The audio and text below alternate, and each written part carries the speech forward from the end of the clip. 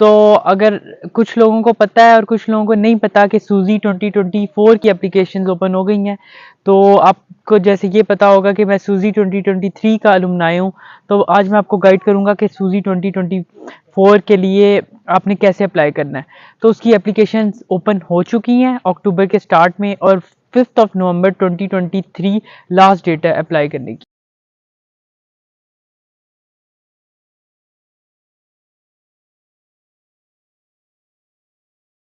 तो अप्लाई करने की लास्ट डेट आपको बता दी मैंने। अब अप्लाई कैसे करना है? लास्ट ईयर जब मैंने अप्लाई किया था तो process was simple in a sense कि मैंने एमएस वर्ड का एक डॉक्यूमेंट उन्होंने अपनी बेसिक की जो ऑफिशियल वेबसाइट है उसके साथ अटैच किया हुआ था कि आपने इसी को फिल करना है, और इसी में आपने मतलब अपना स्टेटमेंट ऑफ पर्पस और वो जो दो क्वेश्चंस होते हैं जिसमें आपने पॉलिसी मेकिंग करनी होती है, तो वो आपने उसको एड्रेस करना है उन सारी चीज़ों को, और आपकी सारी इन्फॉर्मेशन, ठीक है। लेकिन इस साल इन्होंने चेंजेस किए हैं कि ये चेंजेस किए हैं इन लोगों ने कि अब गूगल डॉक्यूमेंट की फॉर्म में वो लोग कह रहे हैं कि वो एक लिंक दिया हुआ है, उसी के अंदर आपने अप्लाई करना है। तो जो चीज़ें आपको चाहिए अप्लाई करने के लिए वो आपके पास है। अप्लाई करते वक्त आपको कुछ भी नहीं चाहिए, लेकिन जब प्रोसेस गुजरेगा, जब आपने वीज़ा फाइल करना होगा, तो बाकी चीज़ें आपको तब चाहिए होंगी।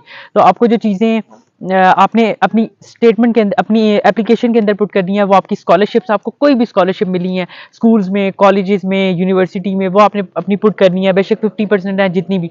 उसके अलावा आपने ये सारी चीज़ें बतानी है। आपने अपना वॉलंटरी वर्क बताना है और कम्युनिटी वर्क बताना है। देखिए दोनों में फ़र्क है। वॉलंटरी वर्क वो होता है जो आप अपनी मर्ज़ी से कर रहे हो, जिसके आप पैसे नहीं ले रहे, मतलब अनपेड वर्क, ठीक है। तो वॉलंटरी वर्क हमारे पास कुछ भी हो सकता है, जैसे आप किसी क्लब का हिस्सा हो अपनी यूनिवर्सिटी में, ठीक है। आप किसी भी किसी और एनजीओ का हिस्सा हो, तो आपने वो उसको बताना है। और कम्युनिटी वर्क वो होता है जो आप अपनी कम्युनिटी के लिए फ्री में, विदाउट एनी चार्जेस या पैसों के बगैर आप जो है ना वो काम कर रहे हो, तो उसे कम्युनिटी वर्क कहते हैं। फॉर एग्जांपल ट्री प्लांटेशन हो गया, आप किसी डोनेशन कैंपेन के मेंबर हैं, कोई वाइस प्रेसिडेंट है, कुछ भी इस तरह की चीज़ें आपने किसी मॉडल यूनाइटेड नेशंस में पार्टिसिपेट किया हुआ है, तो ये सारी चीज़ें आपने अपनी उसके अंदर उसमें डालनी।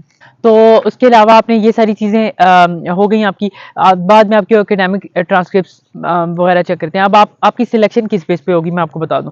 आपका एकेडमिक स्कोर, कि आपका स्कोर क्या है, मतलब जितने भी मेरे साथ गए थे ना ऑलमोस्ट सबका 3.5 या उससे ऊपर ही था सीजीपीए जो चल रहा था, क्योंकि रिक्वायरमेंट क्या आपको पहले ही पता है कि फर्स्ट ईयर में हो आप, या आप लास्ट ईयर में, फर्स्ट ईयर या लास्ट ईयर में ना हो अपनी डिग्री के, सेकंड या थर्ड ईयर में आप अप्लाई कर सकते हैं if you are doing bachelors and if you are doing a 5 year degree.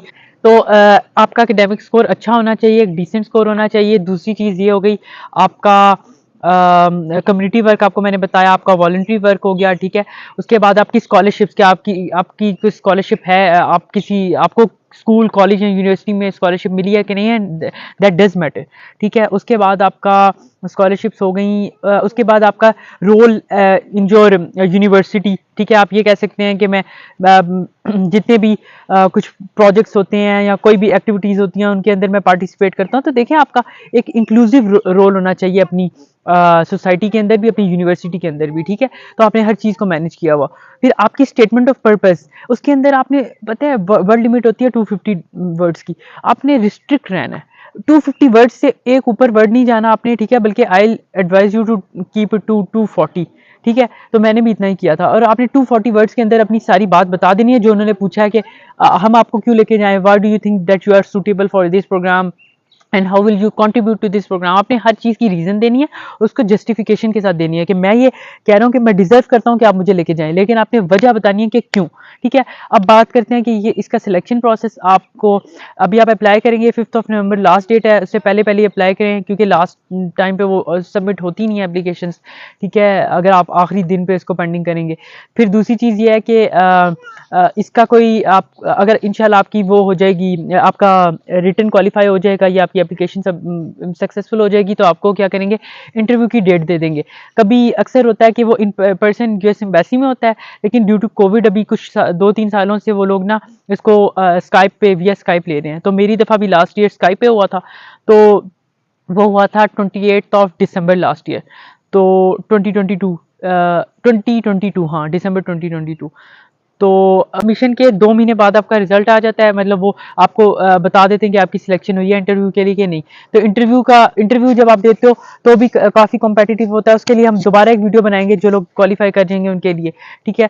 तो इंटरव्यूज़ की आपको बाद में बताऊंगा। तो इंटरव्यू के कोई 2-3 महीने बाद जो आपका फाइनल रिजल्ट आ जाता है, जिसमें वो कह देते हैं कि इतने बच्चे पाकिस्तान में से सिलेक्ट किए कर लिए हम लोगों ने, जो इस साल यूएस जा रहे हैं 1.5-2 महीने के लिए, जितना भी वो 5 to 6 वीक्स का प्रोग्राम होता है। तो ये बहुत अच्छी अपॉर्चुनिटी है।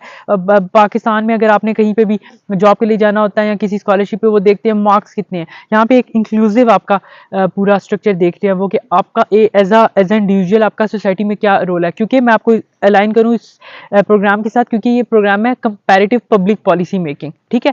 कंपैरेटिव पब्लिक पॉलिसी मेकिंग का मतलब ये होता है कि आपने पॉलिसीज बनानी है। तो अब वो इसी उन्हीं स्टूडेंट्स को लेके जाना चाहेंगे जिनको ऑलरेडी पब्लिक पॉलिसी का थोड़ा सा आइडिया है। इवन डिग्री आपकी फील्ड मैटर नहीं करती, हमारे साथ मेडिकल, इंजीनियरिंग, हर फील्ड के बंदे थे, ठीक है।